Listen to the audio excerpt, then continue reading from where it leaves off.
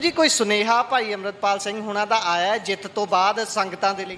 ਨਹੀਂ ਉਹਨਾਂ ਦਾ ਤੇ ਇਹੋ ਸੁਨੇਹਾ ਜਿਹੜਾ ਉਹਨਾਂ ਦੇ ਘਰਦਿਆਂ ਨੇ ਮੁਲਾਕਾਤ ਕੀਤੀ ਸੀ। ਮੈਨੂੰ ਲੱਗਦਾ ਕਿ ਗੁਰੂ ਸਾਹਿਬ ਦੀ ਕਲਾ ਵਰਤ ਰਹੀ ਹੈ, ਰੌਣਕਾਂ ਫੇਰ ਦੁਬਾਰਾ ਪਰਤ ਆਈਆਂ ਤੇ ਆਉਣਗੇ ਤੇ ਇੱਥੇ ਫੇਰ ਰੌਣਕਾਂ ਲੱਗਦੀਆਂ ਰਹਿਣਗੀਆਂ, ਇੱਥੋਂ ਵੀਰਾਂ ਚੱਲਣਗੀਆਂ, ਲੋਕਾਂ ਨੂੰ ਨਸ਼ਿਆਂ ਤੋਂ ਬਚਾਏ ਜਾਣਗੇ। ਇੱਥੇ ਨਸ਼ੇ ਛੁਡਾਉਣ ਵਾਸਤੇ ਵੀ ਵੱਡੇ ਪੱਧਰ ਤੇ ਕੋਈ ਜਿਹੜਾ ਯਤਨ ਕੀਤਾ ਜਾਊਗਾ, ਵੱਡਾ ਉਪਰਾਲਾ ਅੱਗੇ ਤੋਂ ਵੀ ਵੱਡਾ ਉਪਰਾਲਾ ਕੀਤਾ ਜਾਊਗਾ ਜੀ। ਗੁਰੂ ਸਾਹਿਬ ਦੀ ਰਜ਼ਾ 'ਚ ਇਹ ਸਾਰਾ ਕੁਝ ਵਾਪਰਦਾ ਹੈ।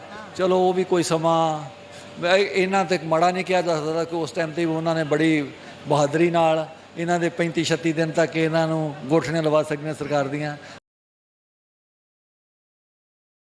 ਸੋ ਸਾਡੇ ਨਾਲ ਬਾਪੂ ਤਰਸੇਮ ਸਿੰਘ ਜੀ ਹੋਣੀ ਮੌਜੂਦ ਨੇ, ਭਾਈ ਅਮਰਿਤਪਾਲ ਸਿੰਘ ਜੀ ਦੇ ਪਿਤਾ। ਉਹਨਾਂ ਦੇ ਨਾਲ ਗੱਲਬਾਤ ਕਰਦੇ ਹਾਂ ਤੇ ਜਾਣਦੇ ਹਾਂ ਕਿ ਜਿਹੜਾ ਅੱਜ ਸਮਾਗਮ ਕੀਤਾ ਗਿਆ। ਵਾਹਿਗੁਰੂ ਜੀ ਕਾ ਖਾਲਸਾ।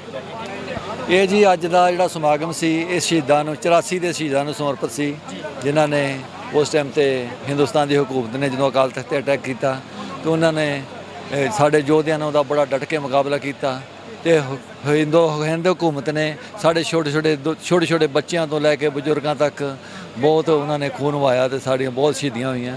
ਇਸ ਕਰਕੇ ਉਹਨਾਂ ਨੂੰ ਅਸੀਂ ਅੱਜ ਯਾਦ ਕੀਤਾ ਤੇ ਬਹੁਤ ਦੂਰੋਂ ਨੇੜਿਓਂ ਸੰਗਤਾਂ ਚੱਲ ਕੇ ਆਈਆਂ ਤੇ ਉਹਨਾਂ ਨੂੰ ਸ਼ਰਧਾ ਦੇ ਫੁੱਲ ਭੇਟ ਕੀਤੇ। ਇਸ ਕਰਕੇ ਅਸੀਂ ਸਾਰਿਆਂ ਦਾ ਤਹਿ ਦਿਲ ਤੋਂ ਧੰਨਵਾਦ ਕਰਦੇ ਹਾਂ ਕਿ ਉਹ ਪੰਜਾਬ ਦੇ ਕੋਨੇ-ਕੋਨੇ ਤੋਂ, ਵਿਦੇਸ਼ਾਂ ਤੋਂ ਵੀ ਚੱਲ ਕੇ ਇੱਥੇ ਪਹੁੰਚੇ ਆ।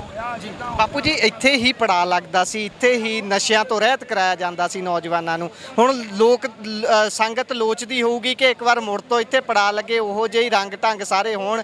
ਕੀ ਉਮੀਦ ਕਰਨ, ਸੰਗਤ ਉਮੀਦ ਕਰੇ ਆਉਣ ਵਾਲੇ ਸਮੇਂ 'ਚ ਇੱਥੇ? ਮੈਨੂੰ ਲੱਗਦਾ ਕਿ ਗੁਰੂ ਸਾਹਿਬ ਦੀ ਕਲਾ ਵਰਤ ਰਹੀ ਹੈ, ਰੌਣਕਾਂ ਫੇਰ ਦੁਬਾਰਾ ਪਰਤ ਆਈਆਂ ਤੇ ਭਾਈ ਸਾਹਿਬ ਮੇਰੇ ਖਿਆਲ ਜਲਦੀ ਮੇਰੇ ਖਿਆਲ ਗੁਰੂ ਮਹਾਰਾਜ ਦੀ ਕਿਰਪਾ ਹੋਊਗੀ ਤੇ ਆਉਣਗੇ ਤੇ ਇੱਥੇ ਫੇਰ ਰੌਣਕਾਂ ਲੱਗਦੀਆਂ ਰਹਿਣਗੀਆਂ, ਇੱਥੋਂ ਵੀਰਾਂ ਚੱਲਣਗੀਆਂ, ਲੋਕਾਂ ਨੂੰ ਨਸ਼ਿਆਂ ਤੋਂ ਬਚਾਏ ਜਾਣਗੇ। ਇੱਥੇ ਨਸ਼ੇ ਛੁਡਾਉਣ ਵਾਸਤੇ ਵੀ ਵੱਡੇ ਪੱਧਰ ਤੇ ਕੋਈ ਜਿਹੜਾ ਯਤਨ ਕੀਤਾ ਜਾਊਗਾ, ਵੱਡਾ ਉਪਰਾਲਾ ਅੱਗੇ ਤੋਂ ਵੀ ਵੱਡਾ ਉਪਰਾਲਾ ਕੀਤਾ ਜਾਊਗਾ ਜੀ। ਬਾਪੂ ਜੀ ਇੱਕ ਸਮਾਂ ਉਹ ਜਦੋਂ ਇੱਥੇ ਫੌਜਾਂ ਕਹਿ ਲਓ ਪੁਲਿਸ ਦੌੜੀ ਫਿਰਦੀ ਸੀ, ਵੱਡੀ ਫੋਰਸ ਲੱਗੀ ਹੋਈ ਸੀ ਕਿ ਅਮਰਿਤਪਾਲ ਸਿੰਘ ਨੂੰ ਲੱਭਣਾ, ਤੇ ਇੱਕ ਸਮਾਂ ਹੁਣ ਹੈ ਕੋਈ ਤੁਹਾਡੇ ਕੰਨ 'ਚ ਦੱਸਦਾ ਮੈਂ ਕਿੱਥੋਂ ਆਇਆ, ਕੋਈ ਦੱਸਦਾ ਮੈਂ ਹਰਿਆਣਿਓਂ ਆਇਆ, ਕੋਈ ਕਿੱਥੋਂ, ਤੇ ਇਹ ਸਾਰੇ ਦੇ ਵਿੱਚੋਂ ਤੁਸੀਂ ਮਨ ਦੇ ਭਾਵ ਕੀ ਨੇ ਇਸ ਸਮੇਂ, ਉਹ ਸਮੇਂ ਤੋਂ ਲੈ ਕੇ ਹੁਣ ਤੱਕ ਦੇ ਜਿਹੜੇ ਭਾਵ ਬਣ ਰਹੇ ਨੇ? ਇਹ ਜੀ ਕੋਈ ਗੁਰੂ ਸਾਹਿਬ ਦੀ ਰਜ਼ਾ 'ਚ ਇਹ ਸਾਰਾ ਕੁਝ ਵਾਪਰਦਾ ਹੈ। ਚਲੋ ਉਹ ਵੀ ਕੋਈ ਸਮਾਂ ਇਹਨਾਂ ਤੇ ਮਾੜਾ ਨਹੀਂ ਕਿਹਾ ਜਾ ਸਕਦਾ ਕਿ ਉਸ ਟਾਈਮ ਤੇ ਵੀ ਉਹਨਾਂ ਨੇ ਬੜੀ ਬਹਾਦਰੀ ਨਾਲ ਇਹਨਾਂ ਦੇ 35-36 ਦਿਨ ਤੱਕ ਇਹਨਾਂ ਨੂੰ ਗੋਠਣੀਆਂ ਲਵਾ ਸਕਦੀਆਂ ਸਰਕਾਰ ਦੀਆਂ। ਤੇ ਹੁਣ ਵੀ ਮੇਰਾ ਖਿਆਲ ਹੈ ਕਿ ਗੁਰੂ ਮਹਾਰਾਜ ਨੇ ਉਹਦੀ ਅਪਾਰ ਬਖਸ਼ਿਸ਼ ਆ, ਉਹਨਾਂ ਤੇ ਵੀ ਉਹਨਾਂ ਨੂੰ ਏਡੀ ਵੱਡੀ ਜਿੱਤ ਵੀ ਬਖਸ਼ੀ, ਸੰਗਤਾਂ ਦਾ ਏਡਾ ਵੱਡਾ ਪਿਆਰ ਬਖਸ਼ਿਆ ਤੇ ਮੈਂ ਕਿਹਾ ਇਹ ਬਹੁਤ ਹੀ ਕੋਈ ਗੁਰੂ ਮਹਾਰਾਜ ਦੀ ਕਲਾ ਹੀ ਵਰਤ ਰਹੀ ਜੀ। ਬਾਪੂ ਜੀ ਕੋਈ ਸੁਨੇਹਾ ਭਾਈ ਅਮਰਿਤਪਾਲ ਸਿੰਘ ਹੁਣਾਂ ਦਾ ਆਇਆ ਜਿੱਤ ਤੋਂ ਬਾਅਦ ਸੰਗਤਾਂ ਦੇ ਲਈ? ਨਹੀਂ ਉਹਨਾਂ ਦਾ ਤੇ ਇਹੋ ਸੁਨੇਹਾ ਜਿਹੜਾ ਉਹਨਾਂ ਦੇ ਘਰਦਿਆਂ ਨੇ ਮੁਲਾਕਾਤ ਕੀਤੀ ਸੀ। ਉਹਨਾਂ ਨੇ ਕਿਹਾ ਕਿ ਉਹਨਾਂ ਨੇ ਸੰਗਤਾਂ ਦਾ ਧੰਨਵਾਦ ਕੀਤਾ ਕਿ ਜਿਨ੍ਹਾਂ ਨੇ ਉਹਨੂੰ ਜੇਲ੍ਹ 'ਚ ਬੈਠਿਆਂ ਨੂੰ ਐਡਾ ਵੱਡਾ ਮਾਣ ਸਤਿਕਾਰ ਬਖਸ਼ਿਆ ਤੇ ਮੈਂ ਉਹਨਾਂ ਦਾ ਤਹਿ ਦਿਲ ਤੋਂ ਧੰਨਵਾਦ ਕਰਦਾ ਤੇ ਉਹਨਾਂ ਦੀ ਹਮੇਸ਼ਾ ਉਹਨਾਂ ਦੀ ਸੇਵਾ 'ਚ ਰਵਾਂਗਾ ਜੀ। ਉਹਨਾਂ ਦੇ ਲਈ ਕੀ ਕਹੋਗੇ ਜਿਹੜੇ ਵਿਰੋਧ 'ਚ ਸੀ ਤੇ ਲਗਾਤਾਰ ਵਿਰੋਧ 'ਚ ਹੁੰਦੇ ਆ, ਉਹਨਾਂ ਨੇ ਉਹੋ ਜਿਹੀਆਂ ਟਿੱਪਣੀਆਂ ਕੀਤੀਆਂ ਜਿਹੜੀਆਂ ਕਿ ਪਰਿਵਾਰ ਤੱਕ ਜਾਂਦੀਆਂ ਨੇ, ਪਰਿਵਾਰ ਨੂੰ ਵੀ ਵਿੱਚ ਲਿਆਂਦਾ, ਸਾਰੀਆਂ ਗੱਲਾਂ ਕੀਤੀਆਂ, ਉਹਨਾਂ ਲਈ ਹੁਣ ਕੀ ਕਹਿਣਾ ਚਾਹੋ? ਨਹੀਂ ਉਹਨਾਂ ਲਈ ਹੁਣ ਕਹਿਣ ਦੀ ਲੋੜ ਹੀ ਨਹੀਂ, ਹੁਣ ਸੰਗਤਾਂ ਨੇ ਉਹਨਾਂ ਨੂੰ ਕਹਿ ਦਿੱਤਾ ਹੋਇਆ ਤੇ ਇਸ ਕਰਕੇ ਮੇਰਾ ਸੰਗਤਾਂ ਦਾ ਜਿਹੜਾ ਫੈਸਲਾ ਵਾ ਉਹ ਉਹਨਾਂ ਨੂੰ ਖੁਦ ਹੀ ਸਮਝਣਾ ਚਾਹੀਦਾ, ਉਹਨਾਂ ਨੂੰ ਆਪਣੇ ਅੰਦਰ ਝਾਤ ਮਾਰਨੀ ਚਾਹੀਦੀ ਹੈ ਕਿ ਇਹੋ ਜਿਹੀਆਂ ਨੀਵੀਆਂ ਹਰਕਤਾਂ ਨਹੀਂ ਕਰਨੀਆਂ ਚਾਹੀਦੀਆਂ ਸੀ।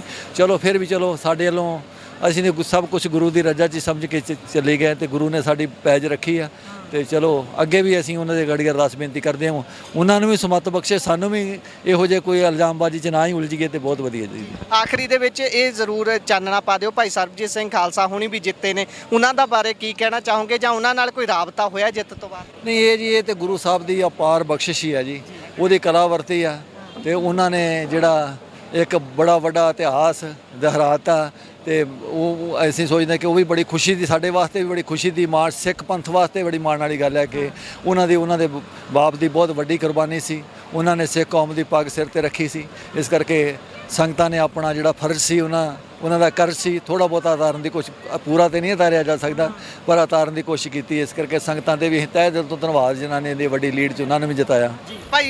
ਭਾਈ ਅਮਰਿਤਪਾਲ ਸਿੰਘ ਉਹਨਾਂ ਨੂੰ ਹਾਲੇ ਵੀ ਜਿਹੜਾ ਨੈਸ਼ਨਲ ਮੀਡੀਆ MP ਬਣ ਜਾਣ ਤੋਂ ਬਾਅਦ ਵੀ ਇਹੀ ਲਿਖ ਰਿਹਾ ਕਿ ਖਾਲਿਸਤਾਨੀ ਲੀਡਰ ਜਿੱਤ ਗਿਆ, ਖਾਲਿਸਤਾਨ ਦੀ ਹਮਾਇਤ ਕਰਨ ਵਾਲਾ ਜਿੱਤ ਗਿਆ, ਇਹ ਲਿਖ ਰਹੇ ਨੇ। ਉਹ ਤੇ ਇਦਾਂ ਹੀ ਉਹਨਾਂ ਦਾ ਕੰਮ ਹੀ ਇਦਾਂ ਕਰੀ ਜਾਣਾ। ਬਾਕੀ ਠੀਕ ਹੈ ਕਿ ਲੋਕਾਂ ਦੇ ਮਨ 'ਚ ਕਿੰਨਾ ਪਿਆਰ ਸਤਿਕਾਰ ਆ, ਇਹ ਚੀਜ਼ ਹੈ ਕਿ ਉਹਨਾਂ ਨੂੰ ਵੀ ਇਸ ਚੀਜ਼ ਦਾ ਸਵੀਕਾਰ ਕਰਨਾ ਚਾਹੀਦਾ ਕਿ ਉਹ ਇੱਕ ਲੋਕ ਨਾਇਕ ਹੈ, ਲੋਕਾਂ ਦਾ ਲੀਡਰ ਆ ਜੀ।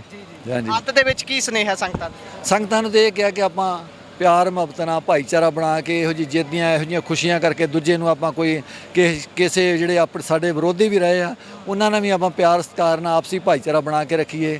ਕਿਸੇ ਵੀ ਜਾਤ ਪਾਤ ਧਰਮ ਮਜ਼ਹਬ ਤੋਂ ਉੱਪਰ ਉੱਠ ਕੇ ਆਪਾਂ ਪੰਜਾਬ ਦੀ ਤਰੱਕੀ 'ਚ ਆਪਣੇ ਕੌਮ ਦੀ ਤਰੱਕੀ ਵਾਸਤੇ ਵੱਧ ਤੋਂ ਵੱਧ ਹਿੱਸਾ ਪਾਈਏ, ਆਪਸ ਵਿੱਚ ਨਾ ਉਲਝੀਏ ਕਿਸੇ ਗੱਲ ਤੋਂ। ਧੰਨਵਾਦ ਵਾਹਿਗੁਰੂ ਜੀ ਕਾ ਖਾਲਸਾ ਵਾਹਿਗੁਰੂ। ਸੋ ਇਹ ਸਨ ਸਾਡੇ ਨਾਲ ਭਾਈ ਅੰਮ੍ਰਿਤਪਾਲ ਸਿੰਘ ਹੁਣਾਂ ਦੇ ਪਿਤਾ ਭਾਈ ਤਰਸੇਮ ਸਿੰਘ ਜੀ, ਜਿਨ੍ਹਾਂ ਨੇ ਚਾਨਣਾ ਪਾਇਆ ਕਿ ਜਾਤ ਪਾਤ ਰੰਗ ਭੇਦ ਮਜ਼ਹਬ ਤੋਂ ਉੱਤੇ ਉੱਠ ਕੇ ਸਾਰਿਆਂ ਨੇ ਰਲ ਕੇ ਅੱਗੇ ਵਧਣਾ ਹੈ, ਪੰਜਾਬ ਨੂੰ ਅੱਗੇ ਲਿਜਾਣ ਦੀ ਕੋਸ਼ਿਸ਼ ਕਰਨੀ ਹੈ। ਸੋ ਜੁੜੇ ਰਹੋ Punjabi radio Punjabi TV USA ਦੇ ਨਾਲ। ਧੰਨਵਾਦ, ਸਤਿ ਸ਼੍ਰੀ ਅਕਾਲ।